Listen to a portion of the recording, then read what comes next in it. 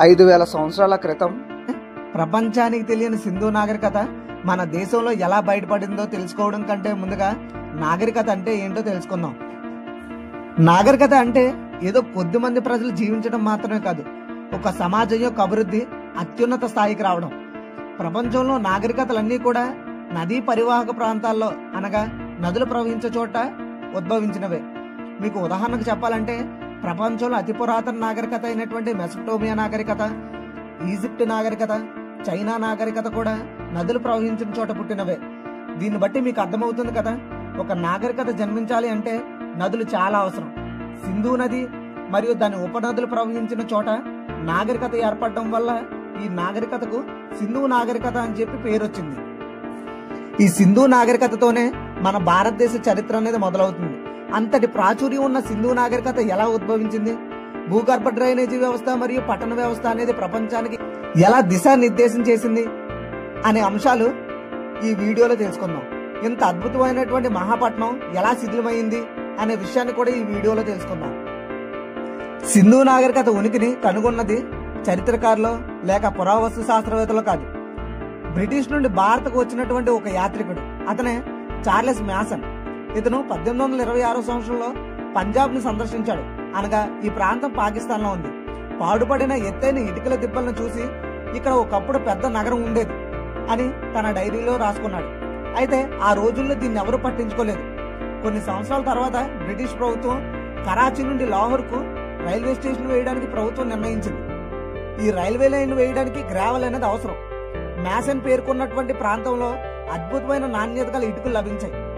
అయితే ఈ బ్రిటిష్ వారు ఖర్చు తగ్గించుకోవడం కోసం 1000 సంవత్సరాలు గల పురాతన రాళ్లను త్రవ్వి రైల్వే ట్రాక్ల కింద ఉపయోగించారు.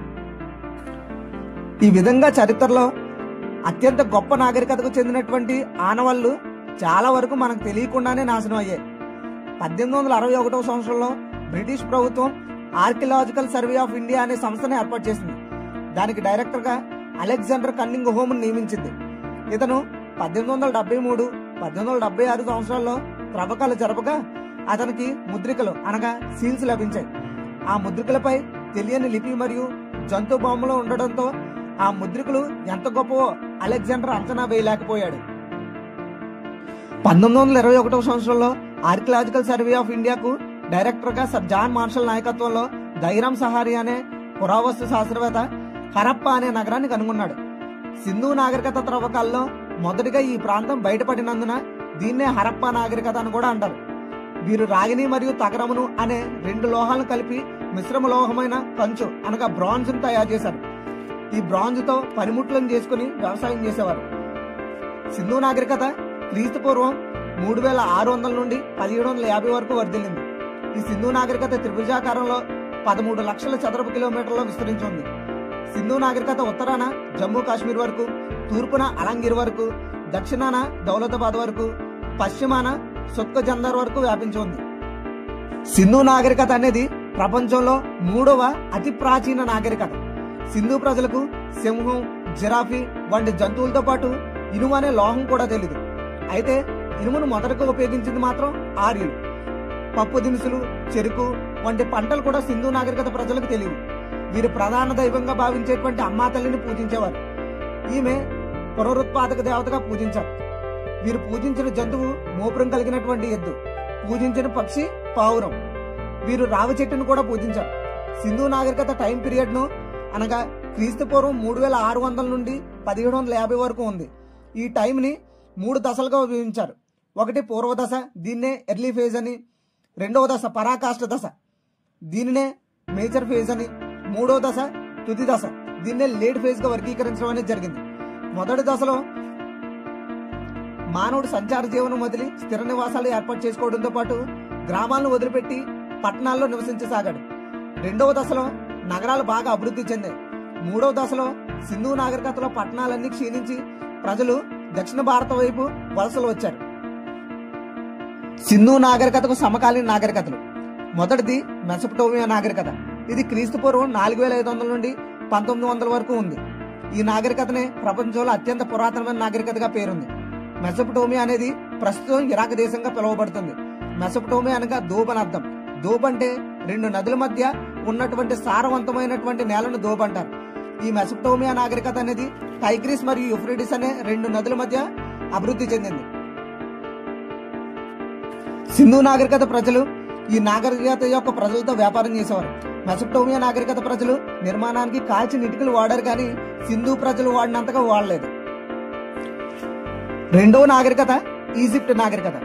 ఇది నైలు నది ప్రవహించే మార్గంలో ఇది ఉద్భవించింది. ఈ నాగరికతలో ప్రజలు నిర్మాణానికి ఎండిన ఇటుకలను ఉపయోగించారు. మూడవది చైనా నాగరికత. ఒయాంగ్హో నది ఒడ్డున ఏర్పడింది. ఒయాంగ్హో నది అనేది చైనా దుఃఖదయానిగా పిలుస్తారు. సింధు నాగరికత త్రవ్వకాల్లో బయటపడినటువంటి ముఖ్యమైన నగరాలు. మొదటిది హరప్పా. దీనిని 1921 సంవత్సరంలో దైరామ్ సహాని అనే పురావస్తు శాస్త్రవేత్త కనుగొన్నాడు. ఈ నగరము రావి నది ఒడ్డున ఉద్భవించింది.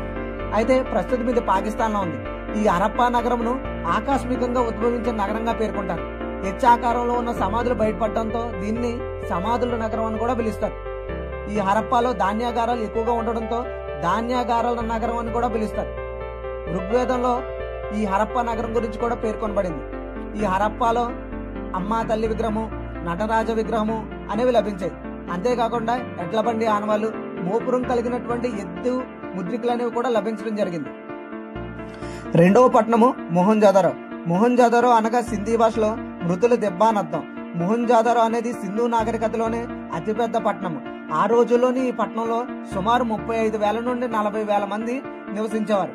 ఈ ఒక్క పట్టణంలో నివసించేవారంటే మీరే అర్థం చేసుకోండి ఆ రోజుల్లో ఇది ఎంత పెద్ద నగరమో. ఈ పట్టణాన్ని 1955 సంవత్సరంలో ఆర్డి బెనర్జీ కనుగొన్నారు. ఇది ప్రస్తుతం పాకిస్తాన్ లో ఉంది. ఈ మొహంజోదారోలో అతిపెద్ద స్నానవాటిక బయటపడింది. ఈ స్నానవాటిక సింధు ప్రజల యొక్క వాస్తు నిర్మాణ శైలికి చక్కటి ఉదాహరణగా చెప్పుకోవచ్చు.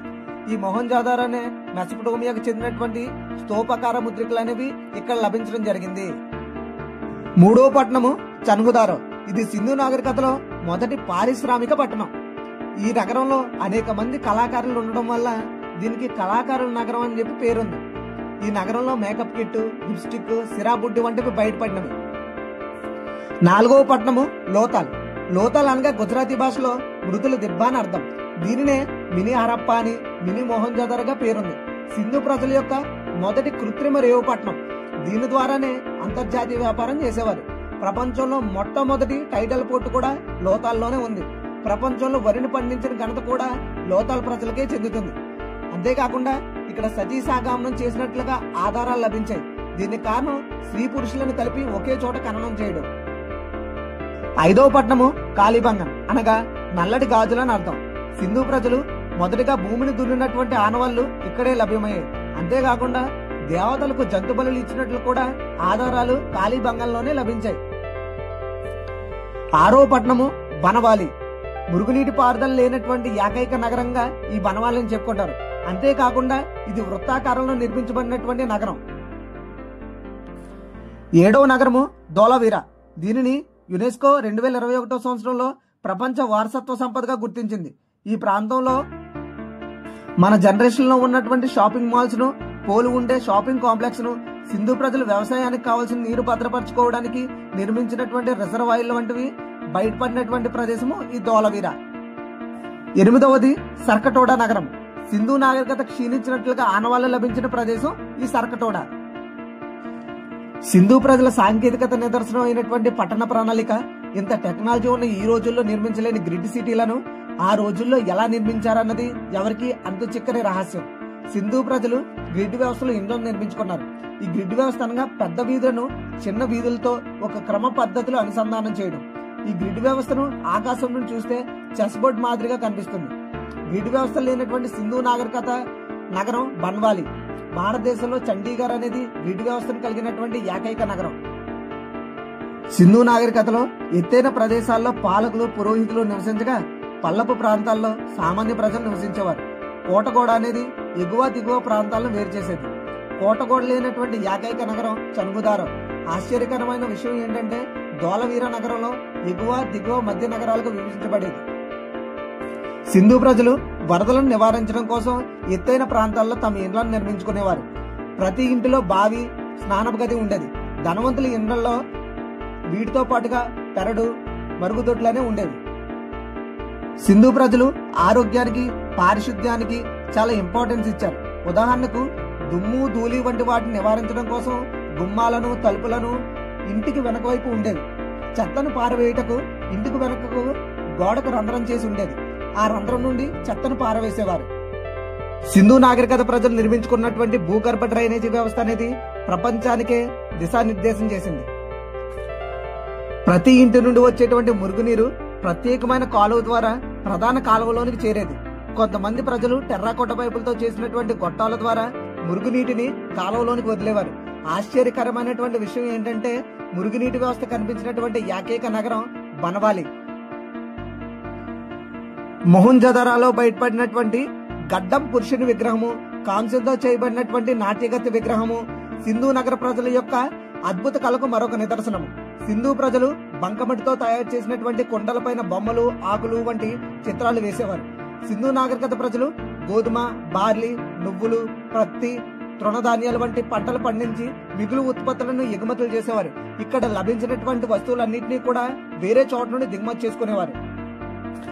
సింధు నాగరికత ప్రజలు మొదటగా పత్తిని పండించారు. అంతేకాదు ప్రపంచంలో వెండిని ఉపయోగించిన ఘనత కూడా వీరికే చెందుతుంది.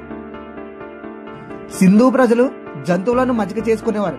అవి యజమానులకు రక్షణగాను, వేట సమయంలో యజమానులకు సహాయంగాను ఉండేవి. ఇవి మచ్చిక చేసుకున్నటువంటి జంతువులు ఎంత విశ్వాసం చూపించాయో చెప్పడానికి ఒక చిన్న ఉదాహరణ. యజమానులు చనిపోతే యజమానులతో పాటుగా అవి చనిపోయేవి. దీనికి సంబంధించినటువంటి ఆనవాళ్లు రోపార్ అనే నగరంలో కనిపించాయి. సింధు ప్రజల వ్యాపారం అనేది వస్తు మార్పిడి ద్వారా జరిగేది. దీన్నే ఇంగ్లీష్ లో బార్టర్ సిస్టమ్ ద్వారా అని చెప్పవచ్చు. ఎడ్ల బండి, ఓడ అనేవి సింధు నాగరికత వ్యాపారంలో ప్రముఖ పాత్ర పోషించాయి. సింధు వర్తకులు ఓడలకు దిక్సూచిగా పక్షిని ఉపయోగించేవారు. సింధు ప్రజలకు ప్రత్యేకంగా దేవాలయాలంటూ ఏమీ లేవు. మహిళలకు గౌరవం దక్కేది. ఈ కాలంలో మతం అనేది కేవలం వ్యక్తిగత విశ్వాసం మాత్రమే. సింధు ప్రజలు పూజించినటువంటి ఏకైక దేవత అమ్మా తల్లి. ఈమెనే పునరుత్పాద దేవతగా, ప్రకృతి దేవతగా పిలుస్తారు. వీరు మర్మాంగాలైనటువంటి లింగం, యోనిని కూడా పూజించేవారు. వీరు పూజించిన ఏకైక పురుష దేవుడు పశుపతి. ఈ పశుపతి విగ్రహం మొహంజదారోలో లభ్యమైంది. దీని చుట్టూ పులి, జింక, ఖడ్గమృగం, ఏనుగు వంటి జంతువులని ఉండడం జరుగుతుంది. ఈ పశుపతి దేవుడే తర్వాత కాలంలో శివుడిగా రూపాంతరం చెందుతాడు. సింధు ప్రజలు భూత, ప్రేత, పిశాచులను నమ్మేవారు. వాటి నుండి రక్షణ కోసం తాయెత్తులను కట్టుకునే సంప్రదాయాన్ని కలిగి ఉన్నారు. దీన్ని బట్టి సింధు నాగరికత కాలంలో మూఢనమ్మకాలు ఉండేవనే విషయం అర్థం చేసుకోవచ్చు. సింధు నాగరికత ప్రజలు చనిపోయిన వారిని అనేక రకాలుగా ఖననం చేసేవారు. ఎక్కువ మంది మాత్రం పోడ్చడం వంటివి చేసేవారు. చనిపోయిన వారి సమాధుల దగ్గర ఇష్టమైన వస్తువులను పెట్టి వారికి నచ్చిన ఆహారం కూడా పెట్టేవారు. ఈ ఆచారం ఇప్పటికీ మనం అనుసరిస్తున్నాం. సింధు ప్రజలది మాతృస్వామి కుటుంబం. అంటే ఇంటి పెద్ద, అధికారాలన్నీ కూడా తల్లినే కలిగి ఉంటుంది. దీన్ని బట్టి సింధు నాగరికతలో మహిళలు ఉన్నతంగా జీవించేవారని అర్థమవుతుంది. అంతేకాకుండా సింధు ప్రజలు అలంకార ప్రియులు. వీరు దుస్తువులు ఉత్తరీయం, అంతరీయంగా ధరించేవారు. అనగా ఇన్నర్స్ కూడా ధరించేవారు. ఉంగరాలు, కంకణాలు కూడా ధరించేవారు. మనం మాట్లాడే దానిని భాష అంటారు. భాషను రాస్తే దానిని లిపి అంటారు. మనం తెలుగులో రాసేటప్పుడు ఎడమ నుండి మొదలుపెట్టి కుడికి రాస్తాము. మరలా ఎడం వైపు నుండే కొనసాగింపుగా కుడివైపుకి రాస్తాము. కానీ సింధు నాగరికత ప్రజలు ఎడం వైపు నుండి మొదలుపెట్టి కుడివైపుకు, దాని కొనసాగింపుగా ఎడం వైపు నుండి మొదలు పెట్టకుండా కుడివైపు నుండి మొదలు పెడతారు. ఈ లిపినే సర్పలేఖనం లిపి అంటారు. అంతేకాకుండా సింధు నాగరికత లిపి అనేది బొమ్మలతో కూడుకుని ఉన్నది. కావున సింధు లిపినే చిత్రలిపి అనిగా పేర్కొంటారు. సింధు లిపిని అధ్యయనం చేయడానికి ముఖ్యమైన ఆధారాలు ముద్రికలు. సింధు నాగరికత పతనం. వీరు పతనం చెందడానికి చాలా కారణాలు ఉండొచ్చు. అందులో మనకి రెండు చాలా ముఖ్యమైనవి. ఒకటి ప్రకృతి వైపరీత్యాలు కాగా, రెండవది ఆర్యుల చేతిలో ఓడిపోవడం. ఆర్యులు అనే వాళ్ళు ఇరాన్ నుండి భారత్ వలస వచ్చినటువంటి మొదటి విదేశీయులు. వీరి యొక్క ప్రధాన వృత్తి పశువులను మేపడం. పశువులకు కావలసినటువంటి పశువుల బయళ్ళు సింధు నాగరికత వద్ద అత్యధికంగా ఉండటంతో భారత్కు వచ్చి సింధు ప్రజలతో యుద్ధం చేస్తారు. ఇనుమంటే ఏటో కూడా తెలియనటువంటి సింధు ప్రజలను ఓడించి సింధు నాగరికత పతనానికి ఒక కారణం అవుతారు. ఆర్యులు విజయం సాధించడానికి ప్రధాన కారణం ఇనుముతో చేసినటువంటి ఆయుధాలతో పోరాడడం. సింధు ప్రజల దగ్గర కంచు సంబంధిత ఆయుధాలతో ఆర్యులను జయించలేకపోతారు. సింధు ప్రజల వలసలకు, సింధు నాగరికత క్షీణించడానికి మరొక కారణం ప్రకృతి వైపరీత్యాలు, నదులు ఎండిపోవడం, నదులు వాటి ప్రవాహ దిశను మార్చుకోవడం వంటివి కూడా కారణంగా చెప్పవచ్చు. అయితే 5000 సంవత్సరాల క్రితం గొప్ప ప్రణాళికతో నిర్మితమైనటువంటి పట్టణం అనేది క్షీణించడం ఒక విషాద ఘట్టం. సింధు ప్రజలు అంతరించినప్పటికీ వారి పట్టణ ప్రణాళిక, పరిశుభ్రత, వాణిజ్యం భారత్పై ఎంతో ప్రభావాన్ని చూపించింది అనడంలో అతిశయోక్తి లేదు. If you enjoyed this video, please like, share, comment and subscribe for more amazing content.